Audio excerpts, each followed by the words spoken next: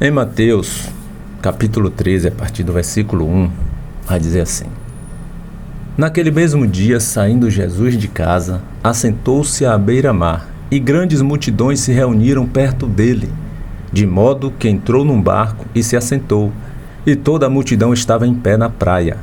E de muitas coisas lhes falou por parábolas, e dizia: Eis que o semeador saiu a semear. E ao semear, uma parte caiu à beira do caminho, e vindo as aves a comeram. Outra parte caiu em solo rochoso, onde a terra era pouca, e logo nasceu, visto não ser profunda a terra. Saindo, porém, o sol a queimou, e porque não tinha raiz, secou-se. Outra caiu entre os espinhos, e os espinhos cresceram e a sufocaram. Outra, enfim, caiu em boa terra, e deu fruto, a 100, a 60 e a 30 por um. Quem tem ouvidos para ouvir, ouça. E nós vamos ter, queridos, a explicação desta parábola em Mateus, ainda capítulo 3, a partir do versículo 19. Lembrando que lá em Lucas 8:11 diz que a semente é a palavra de Deus. Essa semente que está sendo semeada é a palavra de Deus. Na explicação da parábola, a partir do versículo 19, ele diz assim: A todos os que ouvem a palavra do reino e não a compreendem, vem o maligno e arrebata o que lhe foi semeado no coração. Este é o que foi semeado à beira do caminho. E o que foi semeado em solo rochoso, esse é o que ouve a palavra e a recebe logo com alegria, mas não tem raiz em si mesmo, sendo antes de pouca duração. Em lhe chegando a angústia ou a perseguição por causa da palavra, logo se escandaliza. O que foi semeado entre os espinhos é aquele que ouve a palavra, porém os cuidados do mundo e a fascinação das riquezas sufocam a palavra e fica infrutífera. Mas o que foi semeado em boa terra é o que ouve a palavra e a compreende.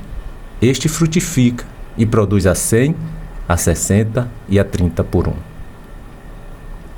Qual é o desejo de Jesus aqui, queridos? Vamos aqui identificar e entender qual é a vontade de Deus para as nossas vidas. Qual é o desejo de Jesus aqui ao contar esta parábola? Que todos nós sejamos este solo aí de boa terra, o qual vem aí a frutificar e a produzir a 100, a 60 e a 30 por um. Este é o desejo de Cristo. Que nós sejamos este solo, o solo de boa terra. Agora, qual tipo de solo você tem sido? Qual tipo de solo você está sendo hoje, agora? O da beira do caminho? O solo rochoso? O solo com espinhos? Ou o solo de boa terra?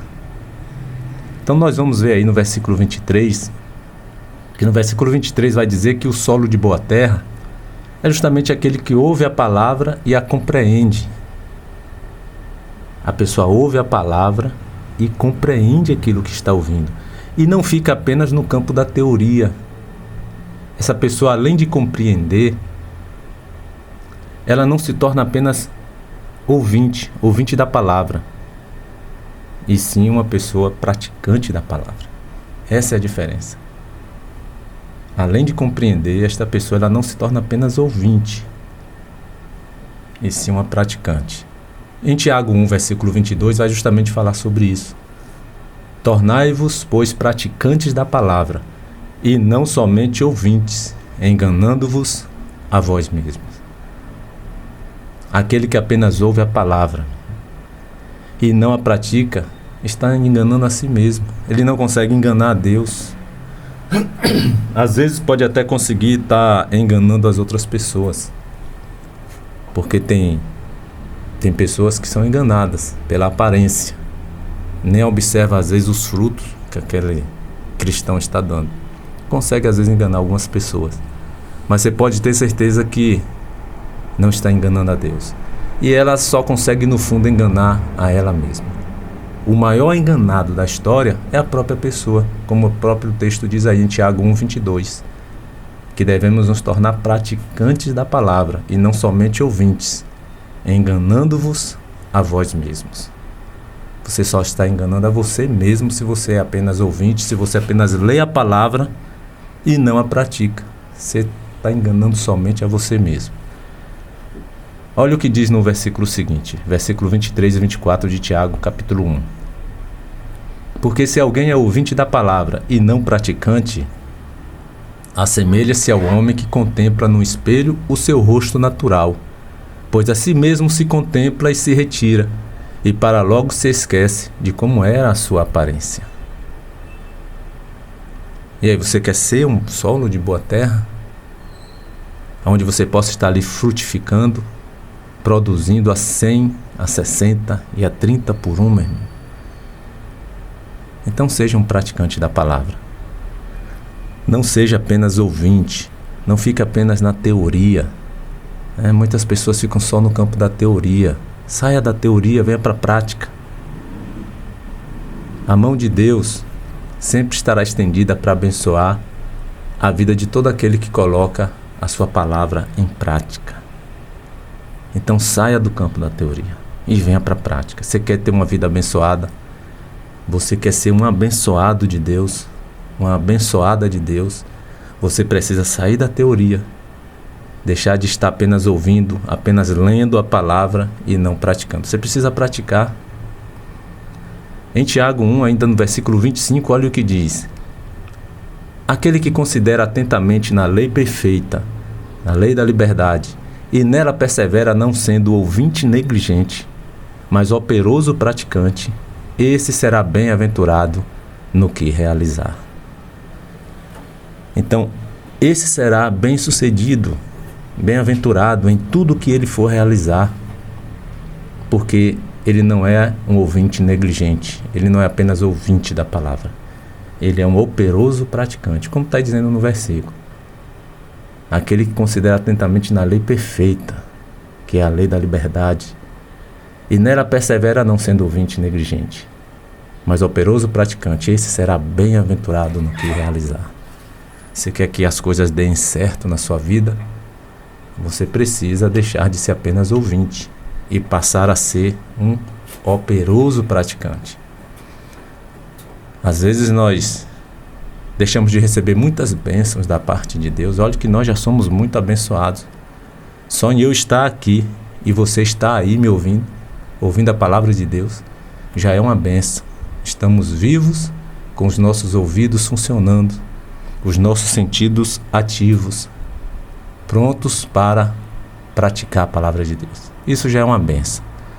Mas nós deixamos de receber muito mais bênçãos da parte de Deus, porque deixamos muitas vezes de estar praticando aquilo que a palavra de Deus está mandando fazer. Seja um praticante, porque você será bem-aventurado em tudo, meu irmão. Não está falando em algumas coisas, não. A palavra está dizendo em tudo o que você realizar. Ou seja, Deus estará sempre com esta pessoa, abençoando em tudo que ela venha fazer. Você lembra ali de José, na terra do Egito? Como Deus o abençoava ali e fazia José prosperar? José era um praticante da palavra.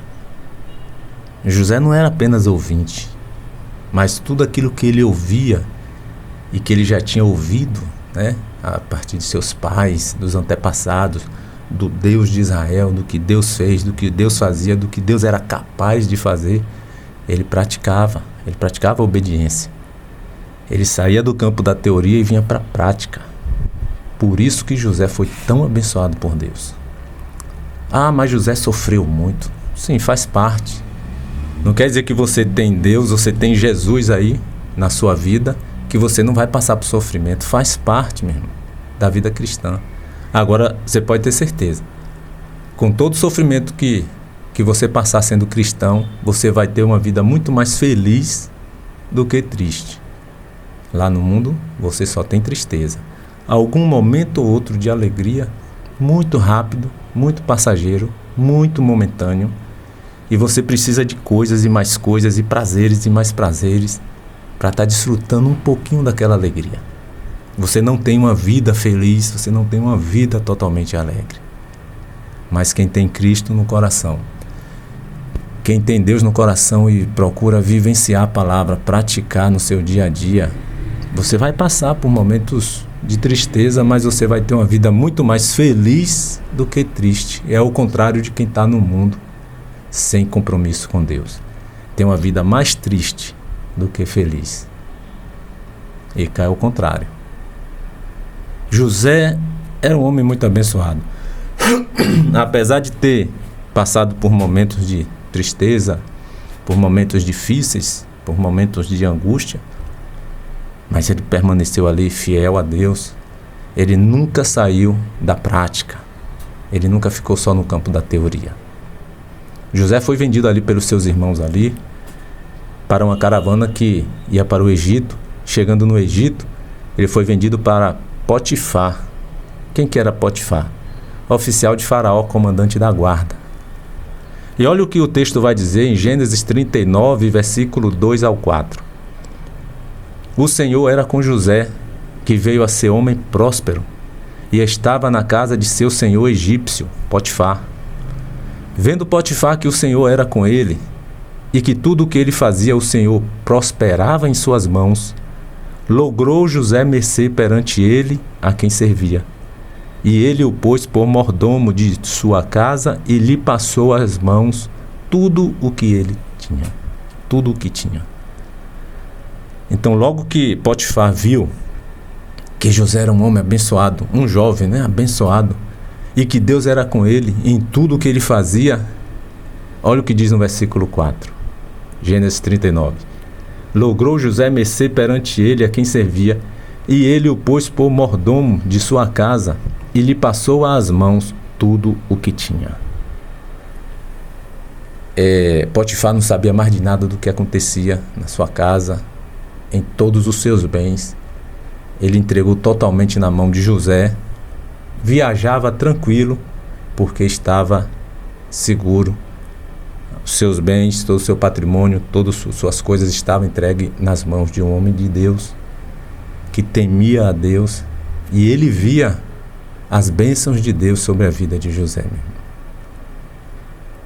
Porque José vivenciava a palavra. José trazia para a prática, não ficava só na teoria. José não brincava de ser crente.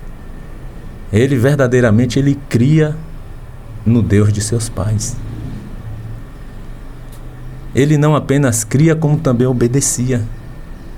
Por que eu estou fazendo essa diferenciação? Porque, na verdade, quando a palavra diz crê e será salvo, tu e tua casa, esse crer está incluso ali a submissão e a obediência à palavra de Deus. Mas, infelizmente, nós vemos muitas pessoas dizer que creem, mas você não vê essa submissão. Você não vê essa obediência a Deus. Até mesmo dentro das igrejas. Fora das igrejas você vê muitos dizem que creem, tá lá nos prazeres da vida e diz que crê. Se você perguntar se crê em Deus, crê em Jesus como Filho de Deus, como nosso Senhor que veio para morrer por nós e nos salvar, creio. Sim, mas esse crer sem submissão, sem obediência, e o pior é que nós vemos isso até mesmo dentro das igrejas. Pessoas que estão na igreja, faz parte da igreja, batizadas, dizem que creem, mas quando você vai ver os frutos, vai ver a vida, não há uma submissão. Não há uma obediência realmente à palavra de Deus. E é daí que vem os escândalos. E você não tem que estar olhando para a vida dessa pessoa, para os escândalos, para definir se vai servir a Deus ou não. Muitas pessoas olham para a vida dessas e dizem, se for para ser crente, cristão, dessa forma, eu prefiro ficar como eu estou. Todos os dois vão receber a punição que vem de Deus. Não seja igual. Você está vendo que está errado? Se espelhe em Cristo, meu irmão. Olhe para Jesus. Queira ser diferente. Olha só o tipo de crente que aquela pessoa é. Olha só o tipo de cristão que aquela outra pessoa está sendo. Eu vou ser diferente. Eu vou ser um cristão verdadeiro. Vou procurar ser fiel a Deus. Você está entendendo? Agora, por causa deles, aí você também fala, então, prefiro ficar como eu estou, se for para ser desse tipo. Quem disse que você tem que ser daquele tipo? Você tem que ser diferente, meu irmão. Você tem que ser diferente. Por isso que Jesus vai dizer, nem todo que me diz Senhor, Senhor, entrará no reino dos céus. Nem todos. Tem muita gente que está na igreja dizendo Senhor, Senhor, Jesus é o meu Senhor, mas não vai entrar. Está lá em Mateus 7:21 ele dando essa palavra. Mas aquele que faz a vontade de meu Pai, que está nos céus, esse sim entrará no reino dele. Tem muita gente que está na igreja, mas não está fazendo a vontade de Deus. Então importa que além de você crer, você obedeça a palavra de Deus. Você se sujeite à palavra de Deus. Você seja submisso à palavra do Senhor. E aí nós temos que fazer essa reflexão de que tipo de cristão nós estamos sendo. Que tipo de crente você está sendo? Aquele crente que apenas crê, mas não se submete à palavra de Deus, não obedece? Tem algum valor dizer que crê e não obedecer? Você acha que tem algum valor? Você sabia que até o diabo ele crê em Deus, crê em Jesus? Só o fato de crer você acha que tem algum valor? Porque até o diabo crê. Até os demônios creem. Eles creem em Deus, eles creem em Jesus. Está na Bíblia, está na palavra de Deus. Tiago 2, versículo 19, dizendo isso aí. Tiago 2, versículo 19 diz: crês tu que Deus é um só? Crês tu que Deus é um só? Fazes bem. Até os demônios creem e tremem. Em outra versão diz: creem e estremecem. Até os demônios creem e estremecem. Crê tanto que treme, estremece, de tanto crer. Que crença, hein? Qual é o problema nisso aí? É que eles creem, eles até tremem de tanto crer, mas não obedecem. E nem se submetem à vontade de Deus. Vão receber a sua merecida punição, porque eles creem, mas toda a vida aí, vivendo em rebeldia, vão receber a sua punição. Agora você, queridos, você além de crer, tenha uma fé que te conduza a se submeter à palavra de Deus, que te conduza a se sujeitar àquilo que Deus quer para a sua vida, que te conduza à obediência ao Senhor. Procure fazer sempre o que agrada a Deus, e você pode ter certeza que Deus nunca te deixará só. Se estivermos andando, nos esforçando para estar no centro da vontade de Deus, fazendo a sua vontade, Ele nunca nos deixará só. Tem muitos ficando sós, só porque não está fazendo o que agrada a Deus. Você acha que o Espírito de Deus vai estar sendo conivente com o que você está fazendo de errado? Ah, mas me disseram que uma vez que eu fui salvo, que recebi verdadeiramente o Espírito de Deus, Ele jamais me deixará. Ele estará comigo e me introduzirá no céu. Eu não vejo isso na Bíblia, não. Pode ser que algum ser humano lhe disse isso aí, mas isso aí é da mente humana. Eu não vejo isso na Bíblia, não. Você pode ficar só. O próprio Jesus disse lá em João 8:29, ele disse assim: aquele que me enviou está comigo, não me deixou só, porque eu faço sempre o que lhe agrada. O próprio Jesus declara que Deus estava sempre com ele, aí em João 8:29, que Deus estava sempre com ele e não o havia deixado só, porque havia um motivo, porque ele fazia sempre o que lhe agradava. O próprio Jesus, Filho de Deus, Filho unigênito, único Filho de Deus, ele disse que o Pai estava sempre com ele e nunca o deixava só. Por quê? Porque ele fazia sempre o que lhe agradava. Agora, você não está fazendo o que agrada a Deus e quer que Deus esteja sempre com você, o Espírito Santo esteja ali ao seu lado, lhe abençoando, fazendo você próspero, fazendo tudo errado? Não, meu irmão, você vai ficar só, infelizmente você vai ficar só, ou você está só, mas você está vivo, e enquanto você estiver vivo, há sempre uma nova chance. Volte-se para Deus, saia dessa vida que não agrada a Deus, para que você não fique só. Porque nesse mundo que vivemos, meu irmão, se nós não tivermos a companhia de Deus, se nós não tivermos Deus em nós, o amor de Deus não estiver sobre nossas vidas, as bênçãos de Deus não estiver sobre nós, em um mundo que jaz em trevas, nós seremos totalmente destruídos. Você não vai ter alegria nenhuma de viver, meu. Você precisa desse amor de Deus, você precisa das bênçãos de Deus, você precisa de Deus estar em você, o Espírito Santo de Deus precisa habitar dentro de você, para que mesmo em um mundo em trevas, você possa ter a alegria de viver. Mesmo passando por momentos, às vezes difíceis, a sua fé está firmada naquele que está sob o controle de todas as coisas. Então se torne um solo de boa terra, aquele solo que vem a produzir a 100, 60 e a 30 por 1. Você quer se tornar um solo de boa terra? Seja um praticante então da palavra de Deus. Se você quer ser um solo de boa terra e você quer ser um praticante da palavra de Deus, você precisa deixar Jesus entrar na sua vida, para que Jesus entre e faça as transformações que precisam ser feitas. Só Jesus tem poder para nos transformar, mas isso quando nós damos lugar. Não fique aí esperando, quando Deus quiser. Não, você é que tem que querer no momento em que você querer e você clamar, se arrepender dos seus pecados e se entregar nos braços de Jesus. Ele vai entrar na sua vida, ele vai fazer as transformações que precisam ser feitas. Faça isso hoje, faça isso agora. Entregue a sua vida para Cristo, querido. Jesus disse lá em Apocalipse 3, versículo 20, eis que estou à porta e bato.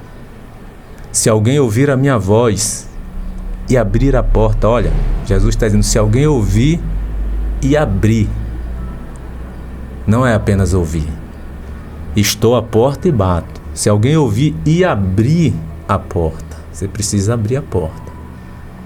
A porta do seu coração, a porta da sua vida. Jesus precisa entrar. E ele está dizendo, se alguém ouvir e abrir a porta, eu entrarei em sua casa.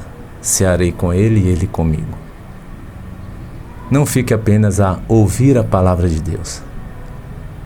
Não fique apenas a ouvir. Faça o que Jesus disse. Abra a porta, porque Jesus quer entrar. Amém? Que Deus abençoe sua vida. Deus abençoe a toda a sua família. Querido Deus, nosso Senhor, nosso Pai, mais uma vez te agradecemos, Senhor, porque o Senhor tem derramado a sua bondade sobre as nossas vidas, que o Senhor tem derramado as suas misericórdias sobre nós. A cada dia nós somos renovados pela tua graça, pelas tuas bênçãos, pela tua misericórdia. Que nós possamos nos tornarmos este solo de boa terra, Senhor, que o Senhor quer que nós nos tornemos.